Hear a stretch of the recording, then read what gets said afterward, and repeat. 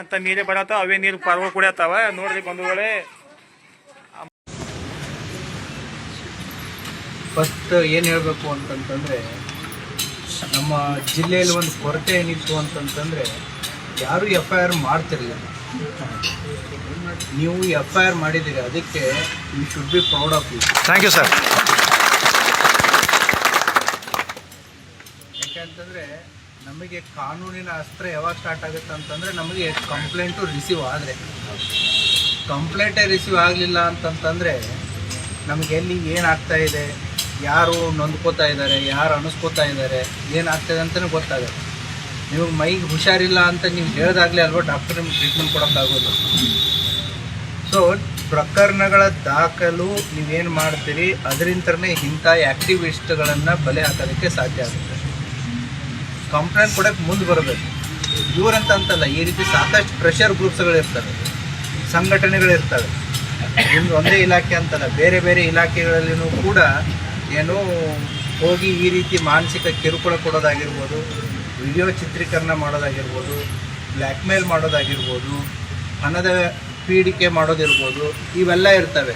ಅದಕ್ಕೆ ಸೊಲ್ಯೂಷನ್ ಏನು ಅಂತಂದರೆ, ಫಸ್ಟ್ ಸೊಲ್ಯೂಷನ್ ಏನು ಅಂತಂದರೆ ನೀವು ಅದನ್ನು ಧೈರ್ಯವಾಗಿ ಎದುರಿಸಿ ಕಂಪ್ಲೇಂಟನ್ನು ರಿಜಿಸ್ಟರ್ ಮಾಡೋದಕ್ಕೆ ಕಲಿಬೇಕು.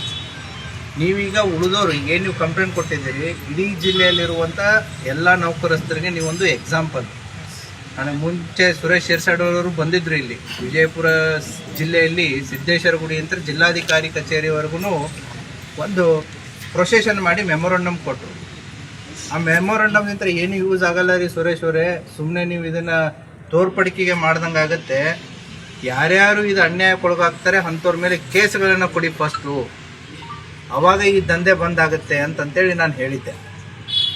ಸೊ ನೀವು ಯಾವಾಗ ಪ್ರಕರಣಗಳನ್ನ ಕೊಡ್ತೀರಾ ಇಂಥವ್ರನ್ನ ನಾವು ಮಟ್ಟ ಹಾಕೋದಕ್ಕೆ ಈಸಿ ಆಗುತ್ತೆ. ನೀವು ಪ್ರಕರಣನೇ ಸುಮ್ಮನೆ ನಂಗೆ ಬಂದು ಪೆಟಿಷನ್ ಕೊಟ್ಟರೆ ಪೆಟಿಷನಾಗಿ ಉಳಿದ್ಬಿಡುತ್ತೆ. ಈಗ ಒಬ್ಬರು ಟೀಚರ್ ಹೇಳಿದ್ರಿ, ಸ್ವಯಂ ಪ್ರೇರಿತ ಡಿಫೆಮೇಷನ್ ಕೇಸ್ ಹಾಕ್ರಿ ಅಂತಂತೇಳಿ. ಡಿಫೆಮೇಷನ್ನು ವೈಯಕ್ತಿಕ, ಅದು ನಿಮ್ಮ ಬಗ್ಗೆ ವೈಯಕ್ತಿಕ ತೇಜೋವಧೆ ಮಾಡಿದಾಗ ನೀವು ವೈಯಕ್ತಿಕವಾಗಿ ಹಾಕಬೇಕಾದಂಥ ಪ್ರಕರಣ ಅದು ಡಿಫೆಮೇಷನ್.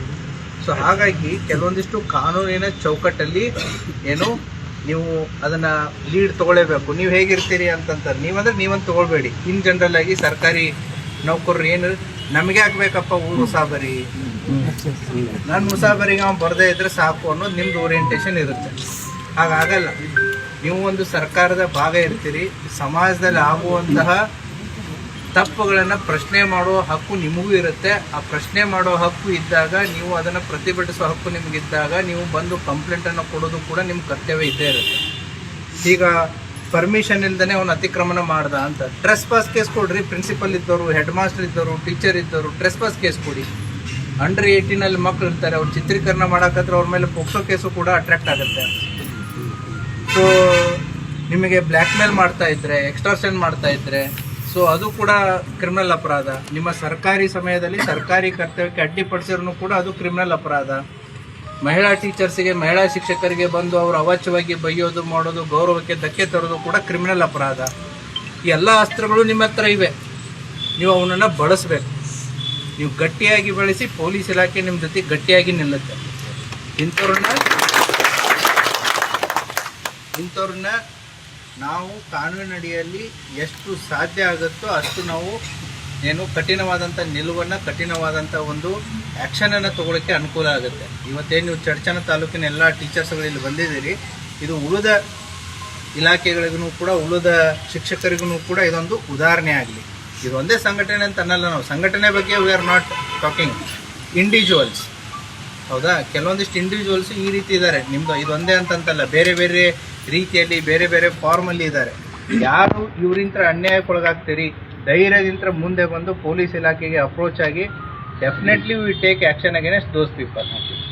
ಹಾಗಾಗಿ ನಿಮ್ಮಿಂತ್ರ ನಮ್ದೇನು ಸಂದೇಶ ಅಂತಂತಂದರೆ, ಈ ರೀತಿ ನೀವಾಗಲಿ ಬೇರೆಯವರಾಗಲಿ ಯಾರಿಂದನೂ ಅನ್ಯಾಯಕ್ಕೊಳಗಾಗ್ತಾ ಇತ್ತು ಅಂತಂದರೆ ನಮಗೆ ಯಾಕೆ ಬೇಕಪ್ಪ ಅಂತೇಳಿ ಕೂಡ ಹೋಗಬೇಡಿ. ಸಾಮಾಜಿಕ ಜವಾಬ್ದಾರಿ ಎಲ್ಲರಿಗೂ ಇದೆ, ಸರ್ಕಾರಿ ಅಧಿಕಾರಿಗಳಿಗೆ. ದಯವಿಟ್ಟು ಮುಂದೆ ಬಂದು ಪ್ರಕರಣಗಳನ್ನ ದಾಖಲು ಮಾಡಿ. Definitely will take a stringent action against such a people and such a groups. Thank you sir. Thank you so much sir.